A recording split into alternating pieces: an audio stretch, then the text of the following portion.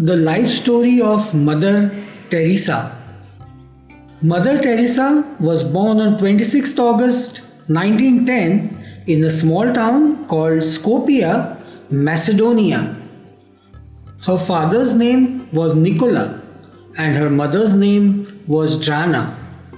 We are going to call you Agnes. Agnes, what a wonderful name. Her family helped people by giving them food and clothes. Agnes was just 9 years old when her father got sick and died. The responsibility of the entire family was now on her mother's shoulders. In spite of all the difficulties, her mother ensured that her children attended a good school. All the three children also attended the religious instruction at the Sacred Heart Church. At a very small age, she showed religious interests as a member of a school society that focused on foreign missions, groups that traveled to foreign countries to spread their religious beliefs. By the age of 12, she felt she had a calling to help the poor. Hello, Agnes.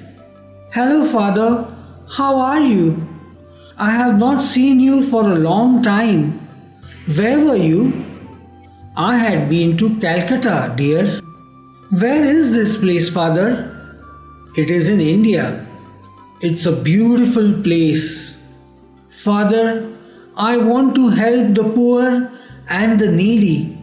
Sure, Agnes, that is a great thought. At the age of 17, Agnes decided to become a nun. Mother, I have to tell you something. What is it, dear? I want to become a nun. Agnes, you must put your hand in God's hand and walk all the way with Him. Thank you so much, Mother. When she was 18, Agnes left home to join a community of Irish nuns, the Sisters of Loreto, who had a mission in Calcutta, India. She received training in Dublin, Ireland, and in Darjeeling, taking her first religious vows in 1928.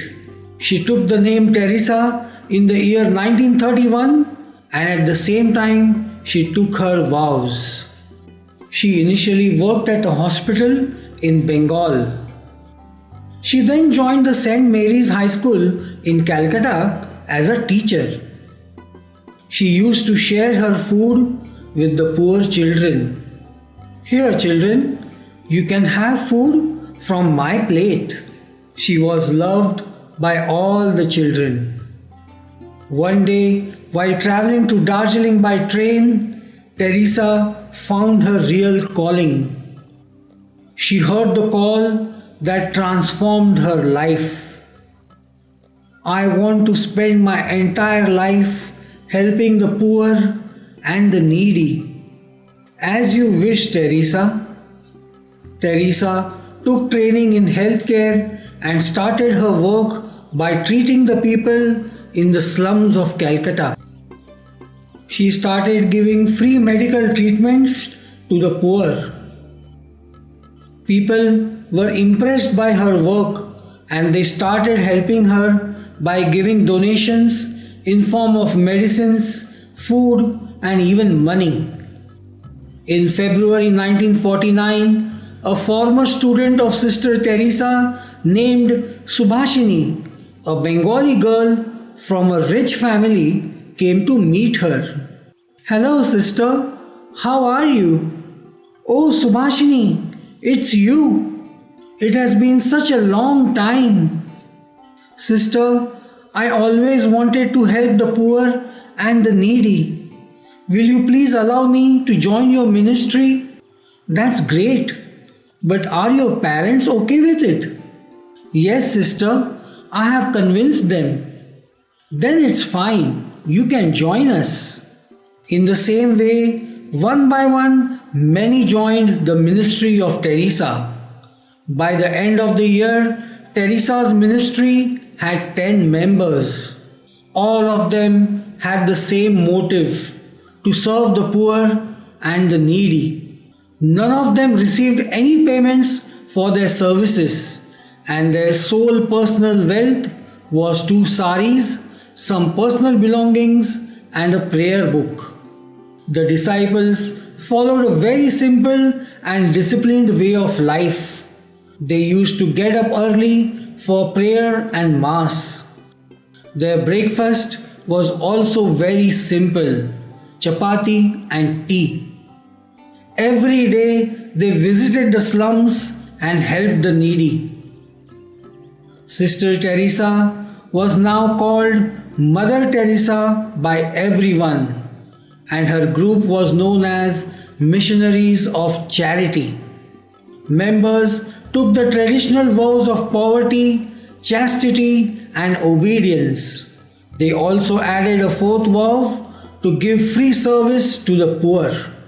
The Missionaries of Charity received considerable publicity, and Mother Teresa used it for the benefit of the people. In 1957, they began to work with lepers, those suffering from leprosy, a terrible infectious disease, and slowly expanded their educational work, at one point running 9 elementary schools in Calcutta.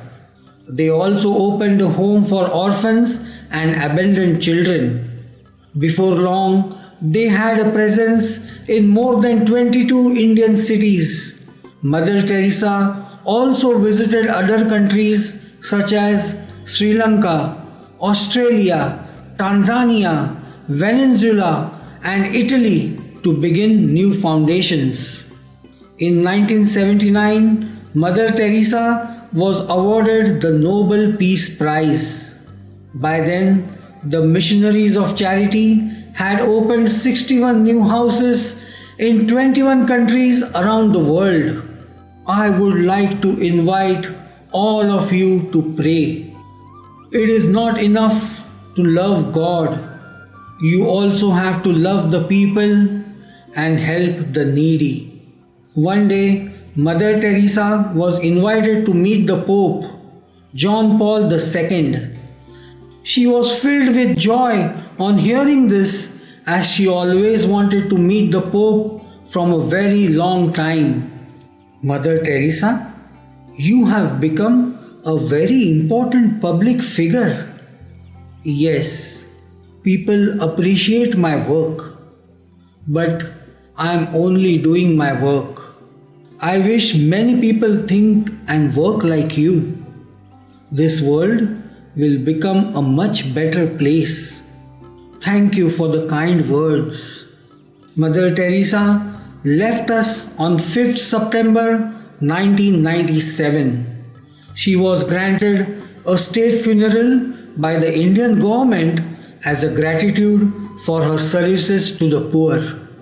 At the time of her death, Mother Teresa's Missionaries of Charity had over 4,000 sisters and an associated brotherhood of around 300 members, operating 610 missions in 123 countries. Mother Teresa's life has a lasting impact on the next generation of missionaries as well as on the entire world. I'm sure you enjoyed watching this video. Please click on the subscribe button to subscribe to our channel and watch more interesting videos.